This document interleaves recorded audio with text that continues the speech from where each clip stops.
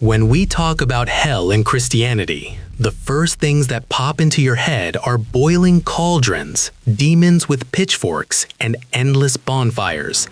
But if you actually try to find a detailed description of this vacation spot in the Bible, you're in for a massive surprise. It's all super vague and metaphorical.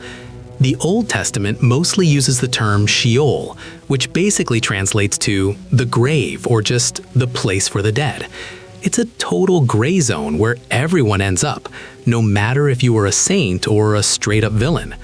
The whole lake of fire and eternal torture vibe kicked in much later, mostly because authors needed a way to bait the crowd into behaving themselves. But wait, it gets even weirder. If you thought hell was just a chaotic pit of fire, think again. In medieval demonology, there was a whole bureaucratic mess that would make any modern government office look organized. Get this, hell actually had an official ambassador to France. His name was Belphegor. According to the lore, his main job was to gatekeep progress and make sure people stayed as lazy as possible. Imagine the level of seriousness.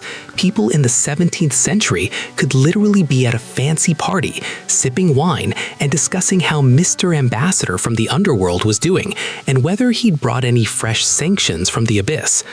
Now you're probably wondering, okay, if the Bible is vague and Dante just wrote a fanfic, where did the whole eternal fire obsession come from?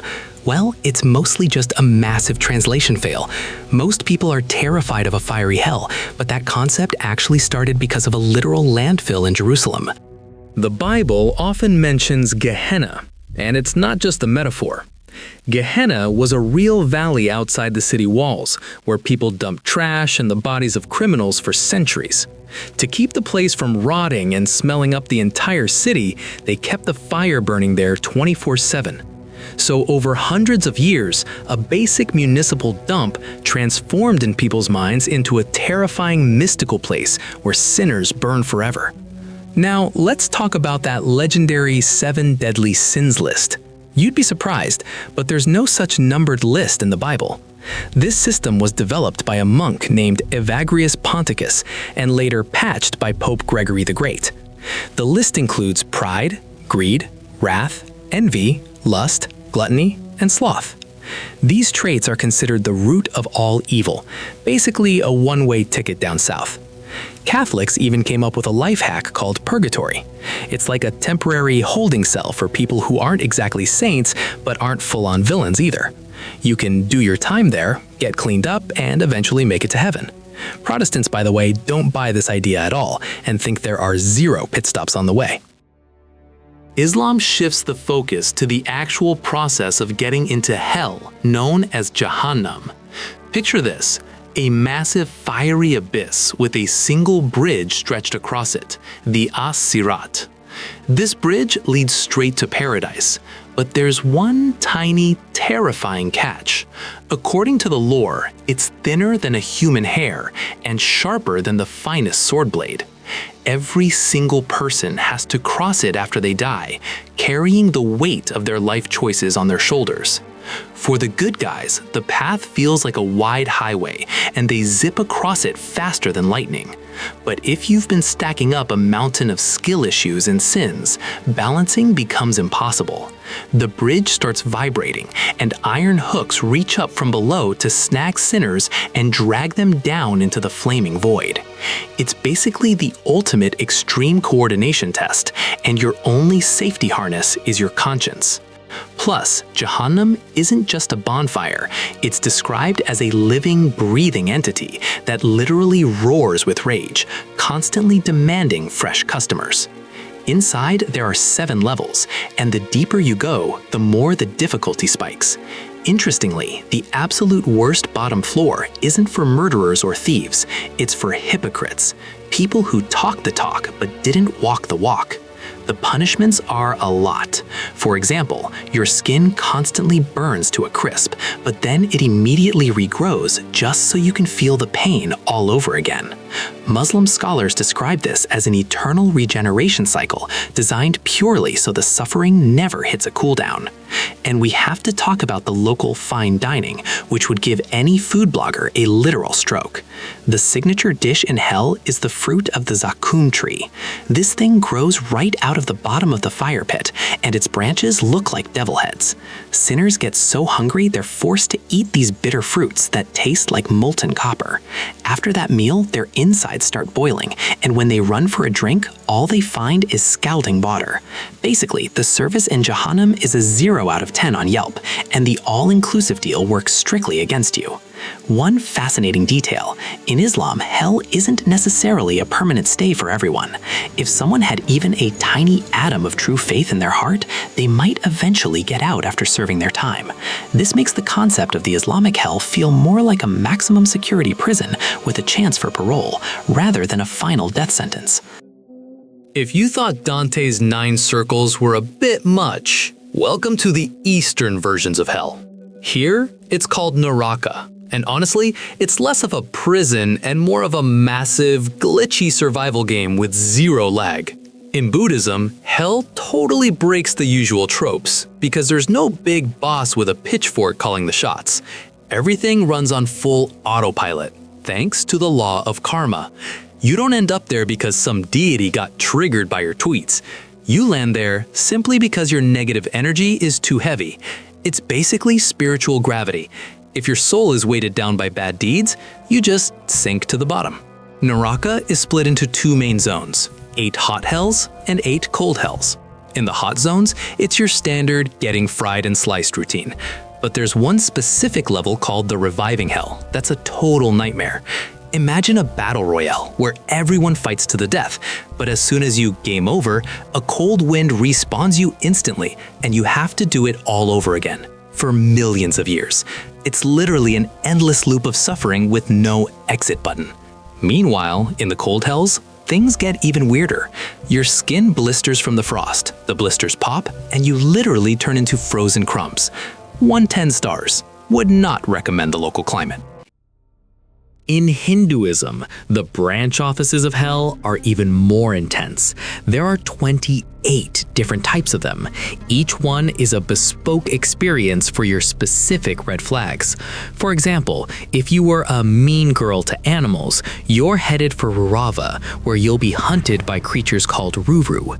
These aren't your cute forest animals. They're terrifying beasts that make any horror movie monster look like a golden retriever. And if you scammed people for money, welcome to Tamistra, where it's pitch black and invisible guards basically cancel you with heavy sticks 24/7. The biggest plot twist here is that Eastern hell isn't forever. For a Buddhist or a Hindu, hell is just a really long, painful layover. You might spend trillions of years there, which feels like an eternity when you're being turned into a popsicle, but eventually your sentence ends. Once your bad karma finally burns out or freezes over, you get a fresh start and a new life. You might come back as a human, a cat, or even a bug, depending on how hard you grinded in your previous life. The coolest part? These traditions say hell is actually a projection of your own mind. Basically, you're the architect of your own cell. If you lived your life full of toxic rage, that rage manifests as fire. If you are cold and indifferent to everyone, get ready to freeze in the wastes of Naraka. It's the ultimate form of accountability. Your own personality becomes your personal executioner. In the Egyptian worldview, the afterlife, known as Duat, felt more like an endless obstacle course with an incredibly strict security check. To even reach the final boss, the deceased had to pass through numerous gates guarded by terrifying creatures with animal heads and knives. Without a special cheat code in the form of the Book of the Dead, which contained all the necessary passwords and locations, you'd get stuck in the very first corridor. But the real action began in the Hall of Two Truths, presided over by the god Osiris himself. The process of getting into the local hell was peak bureaucracy. yet highly visual. The gods would take your heart and place it on one side of a scale. On the other side, the goddess Ma'at placed a single ostrich feather, symbolizing truth and cosmic order. Your goal was to have lived a life where your heart hadn't accumulated enough sins to outweigh that feather. At this moment, you had to deliver a negative confession, listing 42 sins you supposedly never committed. You literally swore that you hadn't stolen, killed, lied, or even blocked the water in a neighbor's irrigation canal. If you passed this lie detector test and the scales remained balanced, the Egyptian paradise, the fields of Aru, awaited you.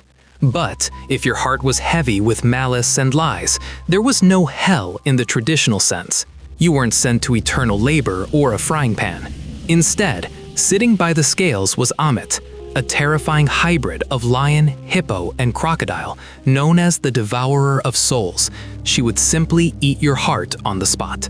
This meant final, irrevocable death. In Egyptian mythology, there was no concept of eternal torture because complete non-existence was considered a punishment far worse than any fire. When Ammit swallowed your heart, you simply ceased to exist in all worlds at once. Your soul couldn't reincarnate, couldn't speak with ancestors, and couldn't enjoy eternal life. This was the second death, after which not even a shadow of the person remained.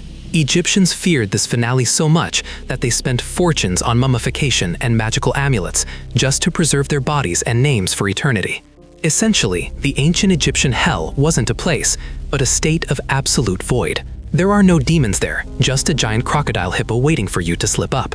It was the perfect motivational system. Either you live by the rules in harmony with the world, or you simply vanish from the history of the universe forever. This prospect terrified the people of the Nile far more than stories of sulfur pits or frozen lakes, because for an Egyptian, the most frightening thing was being forgotten and deprived of the chance to exist eternally. If you imagine the Norse hell as a branch of a forge with molten metal, I have bad news for you. For the Vikings, everything worked exactly the opposite way. Their underworld, called Helheim, is a realm of absolute cold, fog, and endless boredom. And the most ironic part is how exactly you ended up there. While in other religions people are sent to hell for evil deeds, among the harsh northerners, you were taken there simply for not dying cool enough. In Scandinavia, there was a true cult of heroic death. If you fell in battle with a sword in your hand, Valkyries would swoop down and take you to the luxury hotel Valhalla with its endless beer and brawls. But if you lived to see gray hairs and passed away quietly in your warm bed from old age or the flu, congratulations, you were officially a straw dead. For a Viking, this was a shameful finale. Such quiet types were claimed by the goddess Hel, the daughter of Loki. She had a specific look. One half of her body was that of a normal woman, while the other was black and rotting like a corpse. Helheim was located at the very bottom of the world tree Yggdrasil in Niflheim, the realm of eternal ice. The journey there took 9 days of traveling north through dense forests and icy rivers. The entrance was guarded by a massive dog, Garm, with a blood-stained chest, who sat in the cave Gnipahellir. If you thought you'd be tortured there, you're wrong. What awaits you is simply a gray, dreary, and meaningless eternity. You will wander in the fog, eat tasteless food from a plate called hunger, and sleep on a bed called sickness. It's like an eternal Groundhog Day in an unheated apartment with no internet or hot water. However, there was a VIP sector in the Norse hell for the real scumbags called Nastrand, the Corpse Shore. This place was reserved for oathbreakers, murderers, and those who seduced other men's wives. There stood a massive hall woven from the bodies of venomous snakes. The snakes constantly dripped venom that ran down the walls and formed entire rivers where sinners had to wade forever. And just to make sure life didn't feel like a breeze, the dragon Nidhogg lived in the same area. In between gnawing on the roots of the world tree, he wasn't above chewing on the dead themselves. In the end, it turns out that the Norse hell isn't a place for bad people, but for ordinary people. This vividly reflects the psychology of the time. If you aren't a warrior or a hero, you're just a shadow in the fog. Helheim was the best motivation for any Viking to dive into the thick of battle, because dying by the sword was much more pleasant than freezing forever in the company of a rotting goddess. The Scandinavians literally created a religion where hell is simply the absence of adventure. For the Aztecs, the concept of hell was called Mictlan, and it was a true survival simulator, where death was only the beginning of your problems. Getting there was easy. All you had to do was die an ordinary death, such as from old age or a cold. In their coordinate system, only death in battle, on a sacrificial stone, or during childbirth was considered honorable. Everyone else was gifted an exciting vacation to the underworld that lasted a full 4 years. The journey to Mictlan resembled playing a video game on the highest difficulty. The deceased had to cross 9 circles of hell, each of which tried to permanently annihilate them. On the first level, a deep river awaited, which could only be crossed with the help of a special ginger dog, which is why Aztecs often buried dogs with their owners. Then it got fun. You had to pass between 2 crashing mountains, flee from giant snakes, cross icy deserts with razor-sharp obsidian winds, and dodge arrows from invisible archers. At the very bottom of this nightmare sat Mictlan Tecutli, the god of death, who looked like a blood-spattered skeleton wearing an owl feather headdress. If you managed to crawl to him through all 9 trials, you presented him with the gifts your relatives had placed in your grave. After that, your soul simply dissolved into nothingness. The Aztecs believed that hell wasn't a place for eternal torture for the gods' amusement, but the final stage of purification, after which nothing of the personality remained. It was a brutal test of grit. If you weren't a hero, at least prove you're a worthy corpse. For the Mayans, things were even more cinematic. Their hell was called Xibalba, which translates to place of fear. It was ruled by 12 lords of death with very specific names, like Bloodgatherer or Pussmaster. These guys absolutely loved trolling newcomers. First, a guest would be invited to sit on a red-hot stone bench, and then sent to rest in one of the houses of ordeals. In Xibalba, there was the House of Cold with eternal hail, the House of Knives where blades flew on their own, and even the House of Bats, where huge winged creatures tried to snip off your head. The Maya believed the underworld gods were constantly playing ball games with humans, and losing meant immediate sacrifice. It was a world of total deception and traps, where every step involved an attempt to humiliate or destroy you. Essentially, Xibalba is an escape room that's practically impossible to leave alive a second time, unless you're a legendary hero from their epics. Alright guys, here's the deal. As you've probably guessed by now, hell in every religion isn't just about punishment. It's a mirror reflecting the deepest fears of people from that era. We don't really need Dante's 9 circles or a razor-sharp bridge to realize that being a jerk is a bad call. Hell isn't some fiery pit deep underground.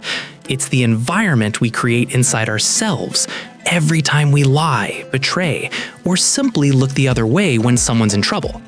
So keep your karma in check, fact-check your reality, and don't let your inner demons get the better of your common sense and your conscience.